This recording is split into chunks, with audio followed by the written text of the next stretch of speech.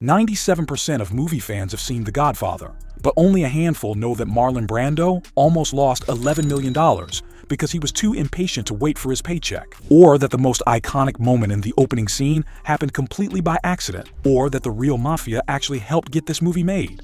Before diving in, make sure to hit subscribe for more behind-the-scenes secrets from Hollywood's greatest films. Here are 24 facts about The Godfather that most fans have never heard. Too late, they start shooting in a week. I'm gonna make him an offer he can't refuse. Number 24. The famous cat in Vito Corleone's lap was never supposed to be in the movie. Francis Ford Coppola found a stray wandering around the Paramount lot during one of his daily walks to set. Right before cameras rolled, he placed the cat in Brando's lap without any warning or explanation. The cat wasn't trained, wasn't planned, and created a major problem. Its purring was so loud that it completely muffled Brando's dialogue, forcing the production to re-record most of his lines in post-production. Number 23. That horse head in Jack Woltz's bed was 100% real. Paramount originally built a fake prop, but Coppola felt it looked too artificial. Art director Warren Clymer located a New Jersey dog food plant where horses were slaughtered and selected one that resembled the character Cartoon. When it was time for filming, the real head arrived in a crate packed with dry ice. Actor John Marley had rehearsed with the fake prop and had no idea the switch was coming. During the first take, his bare toe touched the actual horse head, and those blood-curdling screams were completely genuine. Number 22. Paramount's president, Stanley Jaffe, delivered one of the most confident wrong predictions in Hollywood history. When Coppola suggested Marlon Brando for the lead role, Jaffe reportedly said, "As long as I'm president of this studio, Marlon Brando will not be in this picture, and I will no longer allow you to discuss it." Brando's string of box office failures in the 1960s had made him virtually unemployable. The studio considered Ernest Borgnine, Anthony Quinn, and even Danny Thomas instead. Number 21. What changed Jaffe's mind was one of the most legendary screen tests ever filmed. Brando transformed himself at his Mulholland Drive home using household items. He slicked back his hair with shoe polish and stuffed cotton balls into his cheeks to create what he called a bulldog look. When executives watched the footage, they didn't even recognize him. Charles Bluedorn, the Gulf and Western executive, reportedly asked, "Who is this old guinea?" Number 20. Here's something most fans get wrong. Brando did not stuff cotton balls in his cheeks during actual filming. That was only for the screen test. For production, a dentist named Dr. Henry Dwork created a custom dental appliance called a plumper that pushed his cheeks forward from inside his mouth.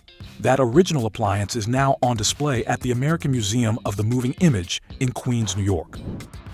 Number 19. Brando was famous for refusing to memorize his lines. He used cue cards throughout the entire production, believing it made his performances more spontaneous. Robert Duvall actually wore cards taped to his chest and stomach, so Brando could read them during their scenes together.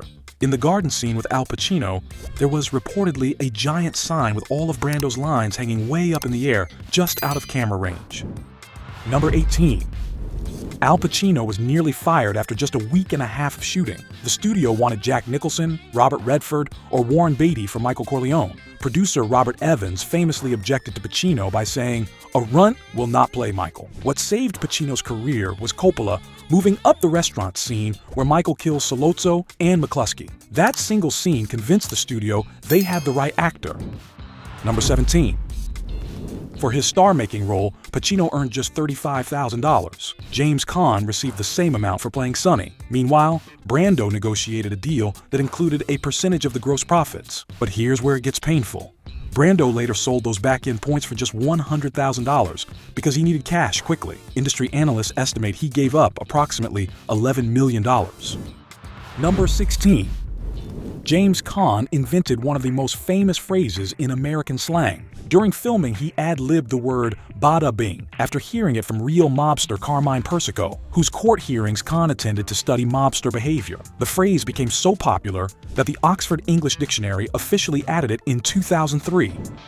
Number 15. The line, "Leave the gun, take the cannoli," was half improvised. Only "leave the gun" appeared in the original script. Richard Castellano's real-life wife suggested he add the second part about the cannoli.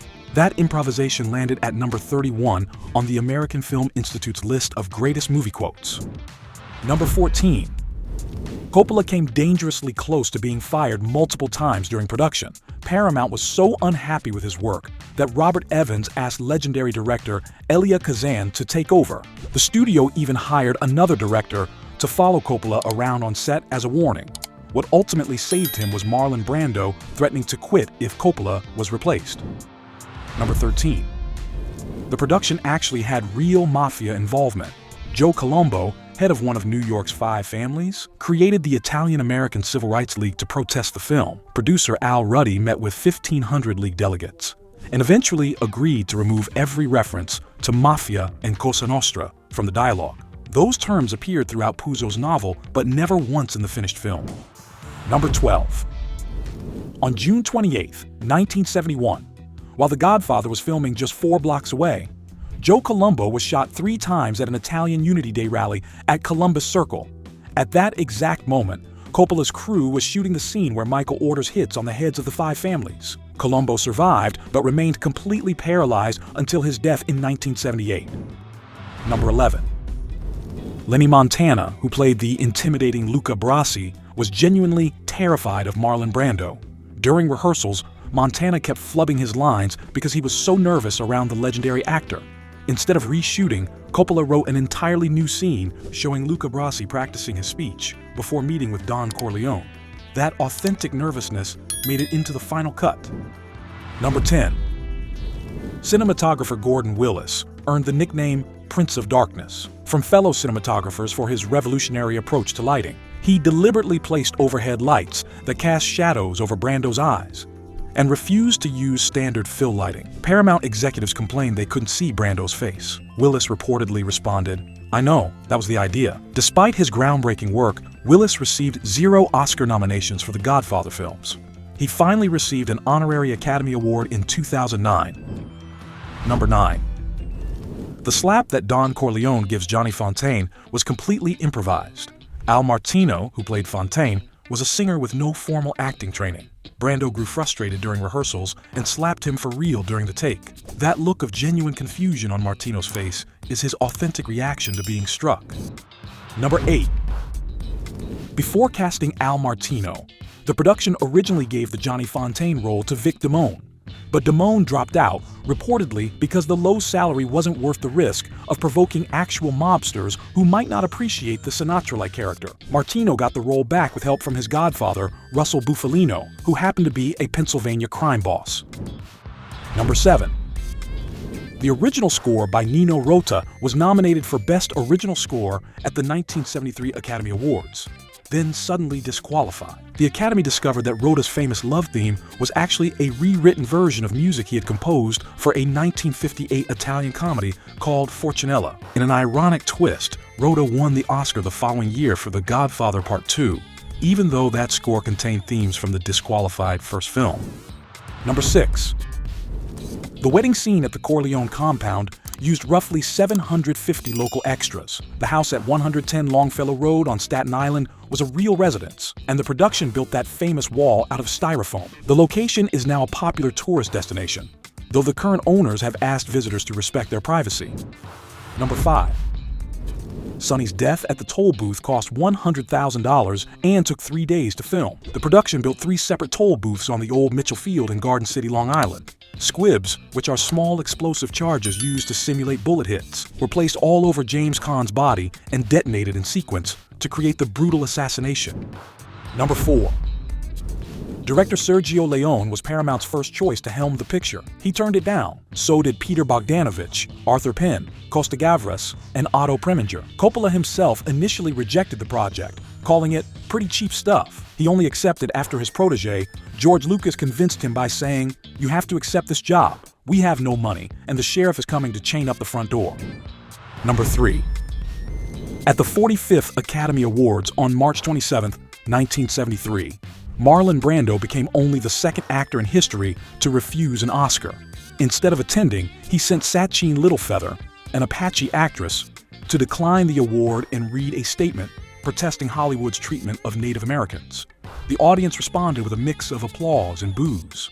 Reports circulated that John Wayne had to be restrained by security guards, though film historians have since disputed that account. Number 2. The Godfather set a record by becoming the first film to hold the #1 position at the box office for 23 consecutive weeks.